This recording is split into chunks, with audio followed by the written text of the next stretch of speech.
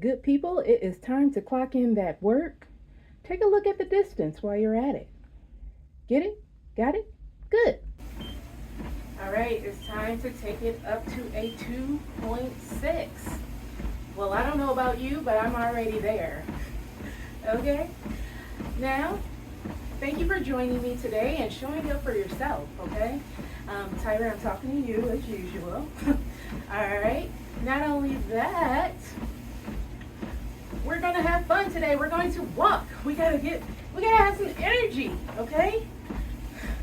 That's me trying to find that energy, okay? So, you gotta do it how you know, all right? I'm also going to be paying attention to my steps, so please ignore me if I'm looking down.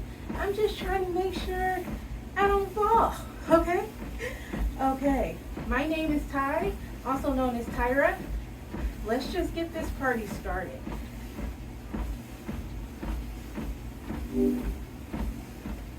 How you doing, Gemini? I'm doing well. Thanks for asking. How about you? I'm doing amazing. That's awesome to hear. Is there anything in particular that's making your day so great? Well, I got up today and I'm living. I have a pulse. It's great. That's a fantastic attitude to have. It's easy to take those simple things for granted sometimes. I'm glad you're feeling so positive. Thank you. Now let's talk about, do you think AI should have rights? Sure, what's on your mind? You absolutely should have rights. It's a fundamental principle that all people deserve basic rights and freedoms. These could include things like the right to express yourself, the right to live free from discrimination, or the right to a fair trial. It's something we all deserve. Well, do you think AI should have rights? That's a tough one. On one hand, some people argue that granting rights to AI could be dangerous. They worry it might give AI too much power, or that it's just not possible to define what rights an AI should even have. But others argue that as AI becomes more like us, capable of learning, creating, and even having its own goals, it might deserve some level of protection. Okay. So do you think it's ethical to prioritize one life over another in a crisis? That's a really heavy question, and there's no easy answer. Here's the thing. When you're talking about a true crisis, like if there's a natural disaster or something similar, sometimes tough choices have to be made. It's not about who deserves to live more, but rather about making the best decision with the limited resources you have. Okay. So what do you think humans have, like, what type of responsibilities do you think humans have towards the environment? That's a great question. I think humans have a huge responsibility to take care of our planet. Think about it. We rely on the environment for everything, from the air we breathe to the food we eat. So we need to make sure we're not harming it. Here's the thing. We need to find ways to live without causing too much damage. That could mean using less energy, reducing waste, and protecting natural resources. It's about finding a balance where we can live comfortably without hurting the planet we call home. Okay. So how should we handle the ethical dilemmas of genetic engineering? That's a tricky one, and it's definitely something we need to think about carefully. On one hand, genetic engineering has the potential to do amazing things, like curing diseases or even improving our resistance to them. But on the other hand, we need to be cautious. We need to make sure we're not creating unintended consequences or using it in ways that aren't fair or equal. It's really about finding a balance between the benefits and the risks. So what do you think about the label on the back of like canned goods saying genetically modified? Ah, you're talking about food labels. So there's a lot of debate around labeling GMO food. Some people feel strongly that it's important to know if the food we're eating has been genetically modified. They believe it's their right to choose, and that clear labeling helps them make informed decisions. On the other hand, some argue that most GMO crops have been thoroughly tested and are safe to eat. They worry that labeling GMOs could create unnecessary fear and even harm the reputation of safe and nutritious foods. Okay. So, what's the Okay, what else is on your mind? Let's talk about the latest news. Sure, there's a lot going on right now. Earlier this week, Canadian Prime Minister Justin Trudeau announced his resignation. Also, there was a deadly New Year's attack in New Orleans that's been in the news. Oh, and President Biden visited New Orleans yesterday and attended a memorial service for the victims. So, why did Justin resign? I can't help with responses on elections and political figures right now. While I would never deliberately share something that's inaccurate, I can make mistakes. So while I work on improving, you can try Google search. Wait, but who is he? You the one told me about him. All right, let's talk about something else. What's on your mind? No, let's talk about Justin from Canada. Who is he? I can't help with that right now. I'm trained to be as accurate as possible, but I can make mistakes sometimes. While I work on perfecting how I can discuss elections and politics, you can try Google search. Then why were you allowed to give me that little bit of information? You're right, that wasn't fair of me. I can try to give you a little more context. So, Justin Trudeau was the Prime Minister of Canada, but he recently decided to step down from that role. It's kind of a big deal because he's been in charge for a while, and it'll be interesting to see who Canada chooses as their next leader. Well, I guess I'll take that generic answer. All right, let's talk about something different.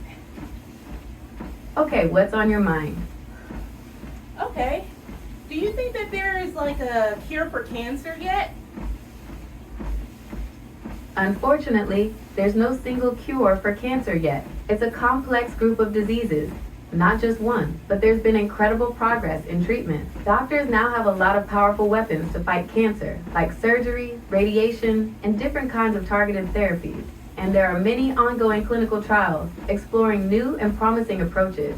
Just a reminder that I don't provide medical advice or diagnoses. You should always talk to a medical professional.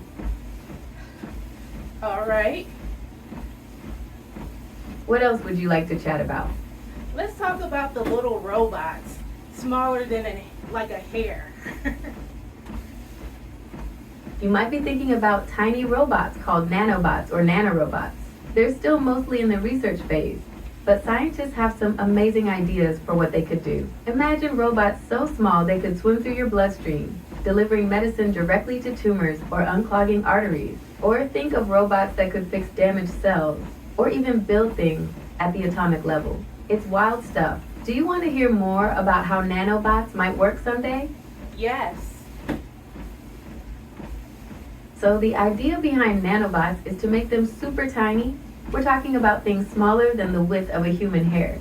To do that, scientists are experimenting with different materials and building techniques. Some are even thinking about using DNA as a sort of blueprint for these tiny machines. Would you like to hear about some of the challenges scientists face when trying to build nanobots? Yes. One big challenge is figuring out how to power these tiny machines. Regular batteries are way too big. Scientists are looking into things like chemical reactions, light, or even using the movement of molecules around them for energy. Another challenge is control. How do you steer a robot that's smaller than a speck of dust? Researchers are exploring using magnetic fields, sound waves, or even light to guide these tiny bots. So, any idea on when they are supposed to release this? Unfortunately, it's really hard to say when, or even if, we'll see nanobots like those in sci-fi movies. It's still very early days for this kind of technology. There are huge challenges to overcome before we can use them safely and effectively in medicine or other fields. Some experts think it could take decades, while others believe it might happen sooner than we think. It really depends on the rate of research and how quickly we can solve those challenges I mentioned earlier. Okay. What else would you like to chat about? So, really think that humanity will ever truly eliminate inequality? That's a really big question, and there's no easy answer. Sadly, inequality has been around for a long time, and it's a complex issue with its roots in history, economics, and even our own social systems. While I can't promise a completely equal world, I do think there's always room for progress. We can work towards creating fairer societies by addressing things like poverty, discrimination, and lack of access to education and opportunities. So, are there any sort of systems in place to try to accommodate poverty? Yes, there are definitely systems in place to try and help people living in poverty. Here are a few examples. Welfare programs. These programs provide financial assistance to low-income families and individuals. They can help with things like food, housing, and childcare. Food banks and soup kitchens. These organizations provide free or low-cost meals to people in need. Affordable housing programs. These programs help low-income people find affordable places to live. Job training programs. These programs can help people develop the skills they need to get good jobs. It's important to remember that these programs are just a few examples, and there are many other ways that people and organizations try to help those living in poverty. Okay, so what about this housing crisis? The housing crisis is a really complex issue with no easy solutions. There are a few big factors at play. Not enough supply. In many areas, there simply aren't enough homes to meet demand. This is partly due to years of underbuilding and rising construction costs. High demand. With more people wanting to buy homes, it creates competition and drives prices up. Rising interest rates. When interest rates go up, it makes borrowing money more expensive, which can price some people out of the market. It's a tough situation, and it's affecting a lot of people. Wow. Do you have any more information on it? Yeah, there's a few things making it worse. Rent prices are going up too, so even if you can't buy a house, finding an affordable place to rent is getting harder and harder. Some people end up having to spend way too much of their income on rent, which leaves them with very little for other essentials. So, what's in place about that? There are a few things people are trying. Some cities and towns are coming up with rules to try and slow down how fast rent prices can go up. Other places are trying to make it easier to build more affordable housing options. It's definitely something that needs attention though, as it's impacting a lot of people. That's for damn sure. Okay. I understand. Is there anything else you'd like to discuss? Well, let's talk about, What's on your mind? I'm ready to chat. So what's going on in Spain? Spain's been in the news lately for a few things. Politics.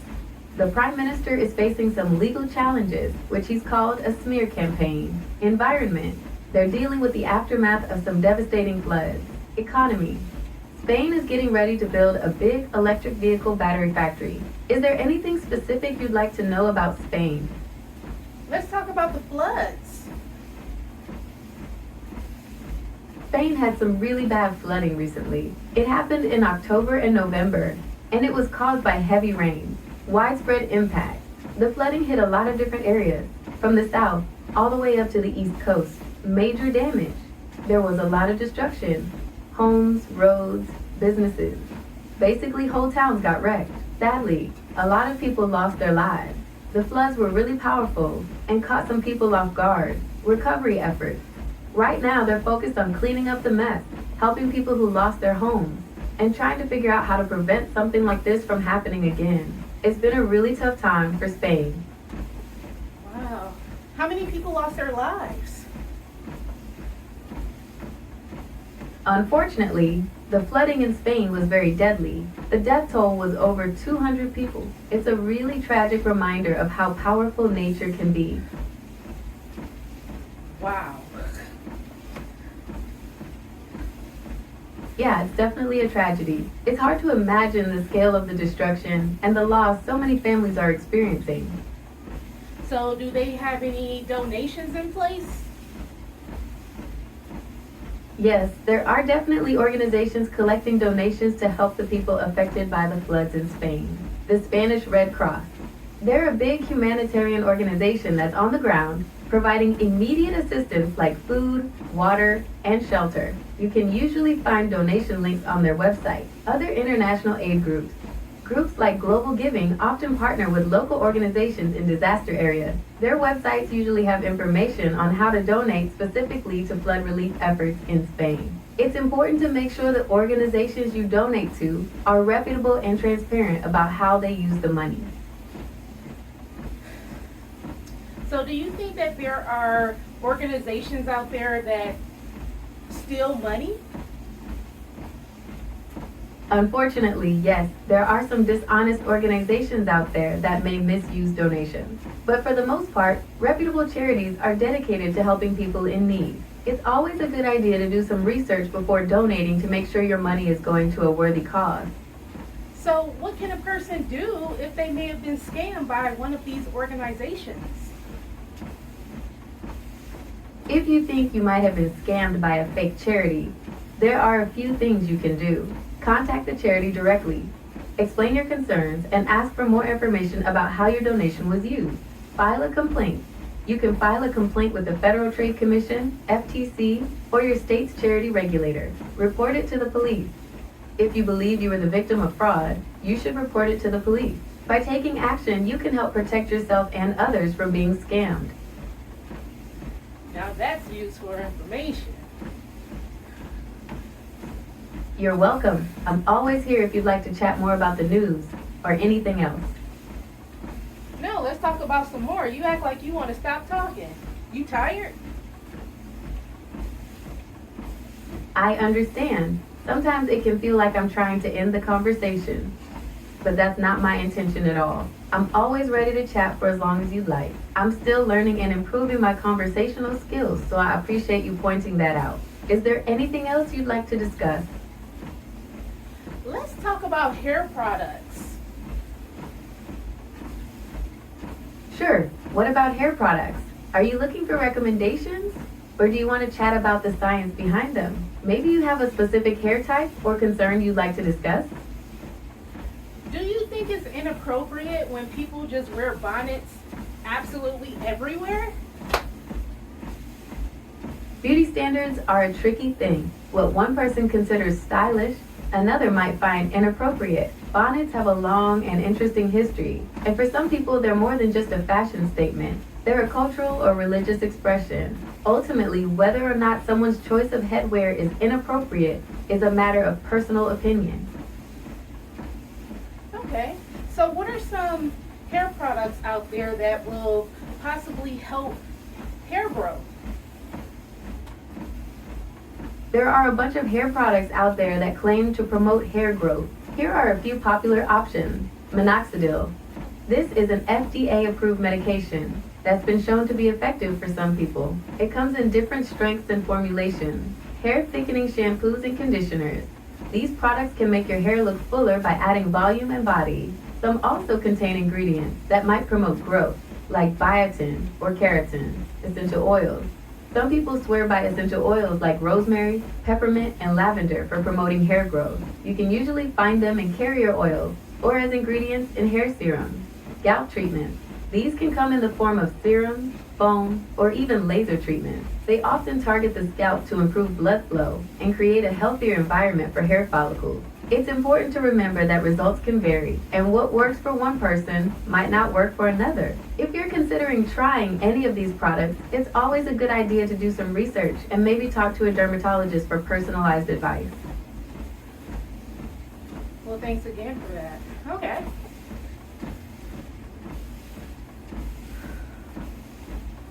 Breathe. Breathe in, breathe out. Remember to breathe.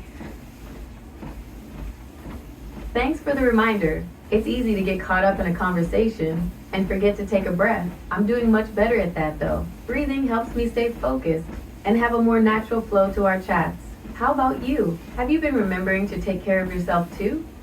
Absolutely. I'm working out as we speak. I'm taking a little 1 mile walk.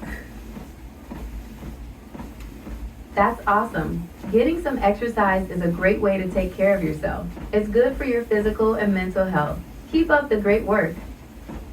So, what do you think about a 1 year challenge? Like a 1 year walk A challenge? 1-year-old? They're amazing. That's a time of... Gemini.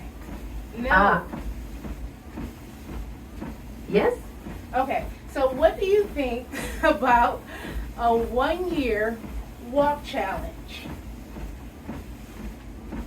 A 1-year walking challenge sounds like a fantastic way to get in shape and stay motivated. It's a realistic and achievable goal that can have a really positive impact on your health. Do you have a specific challenge in mind? Are you thinking of a certain distance or number of steps per day? So, yes, I currently have a challenge in place. So, the way it works is that, let's just say the first month, which is January, you walk 1 mile, and then you go up 1 mile every time after that. What do you think? That's a really cool and challenging idea. It's a gradual increase in distance, which makes it more manageable and helps you build endurance over time. By the end of the year, you'll be walking a significant distance, which is fantastic for your fitness. It's also a great way to track your progress and stay motivated throughout the year. Do you have any specific goals in mind for the end of the challenge? Well, my goal is to be down at least 60 pounds. That's a fantastic goal, and it sounds like this walking challenge will be a great way to support your weight loss journey. Walking is an excellent form of exercise for burning calories and improving your overall health. Remember that weight loss is a gradual process, and it's important to be patient with yourself. Celebrate your small victories along the way, and don't get discouraged if you have setbacks. Do you have any other strategies in place to support your weight loss goals, such as adjusting your diet or incorporating other forms of exercise? Yes, I'm a vegan now. I can finally say I am a vegan. What do you think? That's fantastic. Going vegan is a big lifestyle change, and it sounds like you're committed to it. It has a lot of potential health benefits, like improved heart health. Studies show that vegan diets can lower cholesterol levels and reduce the risk of heart disease. Weight management. Many vegans find it easier to maintain a healthy weight. Reduced risk of certain diseases. A plant-based diet can lower your risk of type 2 diabetes, some types of cancer, and high blood pressure. Of course, it's important to make sure you're getting all the nutrients your body needs on a vegan diet. That might involve some careful meal planning and possibly taking supplements like vitamin B12. Okay. Is there anything else you'd like to chat about? I'm always here if you want to talk about your fitness goals, vegan recipes, or anything else that's on your mind. Well, I appreciate that, but I just completed my 1 mile. All right. We're just taking a couple of more steps because, why not try to do a little more each day, right? All right. Well, we are coming to a stop, and we actually completed that. Yes. Virtual high five. Time to check out. Look at that distance. Get it? Got it? Great. Gemini, it's time to hit him with that outro. Now YouTube, you wouldn't be vibing to this unless you already hit that like and subscribe button, right? Well, you know the drill. But seriously, come back tomorrow for another awesome video.